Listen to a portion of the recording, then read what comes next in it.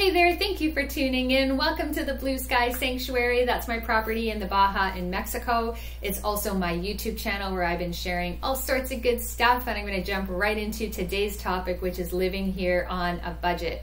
I last made videos about this roughly a year ago, but a few things have changed since then, and I want to share with you what I've learned through my own experience and also through a little bit of research, what is relevant and the reality of living on a budget in Mexico in 2023.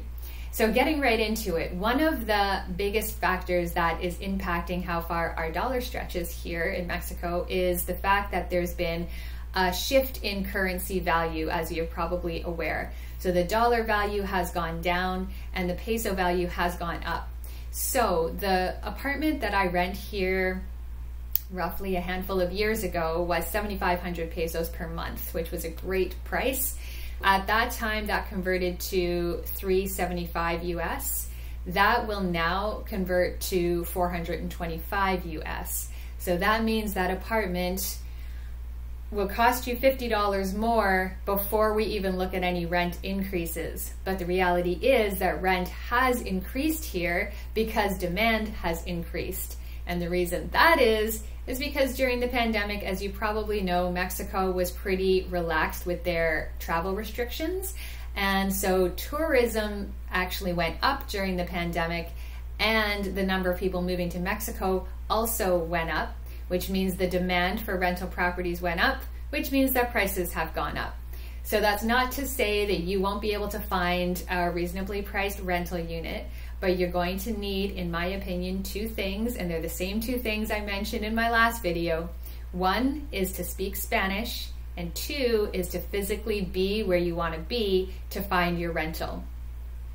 So on the speaking Spanish front, that's because the most reasonably priced units are almost always owned by local people, and they generally only speak Spanish. So if you want to do business with them, the best and, in my opinion, most respectful thing to do is to learn the language, and that will help you find something a little more reasonably priced. And number two, that you want to physically be here because the most reasonably priced rental units are gone before they're even really available, before the last tenant has even vacated, because word travels through the community here. Cheap places, you are not going to find them online. They're definitely not going to be on Airbnb, and they're not going to be probably on the internet at all because they don't need to be, because there's such a high demand for them that the people that are physically here will get to them before you do trying to find them online. The only exception to that is if you find a Facebook page that is directly for the community where you want to live.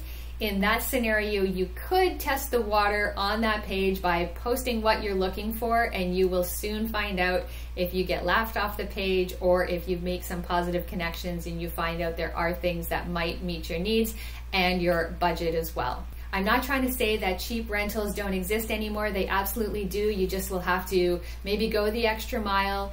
Definitely living in a tourist town isn't the best idea because of course the prices are higher here. So if you go off the beaten path a little bit and find a bit less popular place, you're going to find that not only is rent cheaper, but everything will be cheaper. Once you have your rent locked in, the rest of your budget should be able to be managed relatively easily if you continuously make conscious choices. And what I mean by that is, for example, for food, you need to and want to source locally grown and produced food. And this goes for wherever you live.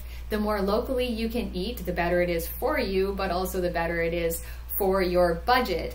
And that's not just sourcing the local fruits and vegetables and meats and cheeses, but it's also where you shop. If you go to your local fruit and veggie stand, you're going to get a better price than if you go to a big box store. The big box stores here also offer way more processed food and way more imported foods, and those are the foods that are going to break your budget. So eat local and shop local, and you should be fine for food budget. On the same note, if you go out to eat at locals' restaurants. Eat where the locals are eating and where they are cooking. It's going to be great food, and it's going to be much less expensive than if you go to a fancy restaurant, which here means doors and windows. It's not open air. It's all finished inside. It might have servers that speak English. That all comes at a premium, and you can expect to spend easily $20 to $40 on a meal in a restaurant like that, as opposed to $5 to $10 at an open air, dirt floor, plastic tables and chairs restaurant. And the food is probably going to be as good, if not even maybe better, at the open air restaurant. If you like to go out a good bit, I would suggest only taking a certain amount of money with you. Then you're not going to break your budget on a Saturday night when you lose track of how much you've spent at, 11 p.m. So these ideas really, as I've mentioned a few times now, I think they apply wherever you are, not just in Mexico. Something that is unique to Mexico is the cell phone budget, which is pretty awesome and pretty easy to manage. 200 pesos a month, so just over $10 a month, will provide you unlimited calling and texting within Mexico and to the States and Canada, and it'll also give you roughly 3 or 5 gigs of data. One of the things I love about the cell phone plans down here is that you can't go over. At the end of the month, you won't get any surprise bill with surprise fees and charges. It's basically when you run out of data, your phone just stops working, and then you either go online and update your plan or go to the store and do it in person. So that's really all I wanted to share with you today about living on a budget. The water thing, don't buy single serving water bottles. Use reusable containers and get your 20-liter jug of water, because it literally costs the same price for a single serving as a 20-liter. And it's, yet again, something that applies whether you're up north or down here in Mexico. What I should say is, if you struggle with living on a budget wherever you are, you might struggle with living on a budget here, because it's not like it was, even 10 years ago, where we could come down here and our dollar was worth so much, we could just splash money around and it really wouldn't impact our bank account and bottom line all that much. That's just not the reality anymore. The currencies have kind of leveled a little bit in the playing field, not a whole lot, but in the last year it has shifted 9.5%. So everything here is going to cost you roughly 10% more than it did a year ago. You can still do it though. You can still live on a budget. You can still make your dollar stretch. Just make conscious choices. I hope this video helps you feel empowered to make an informed decision about whether living on a budget in Mexico is something that you want to do or that you're able to do.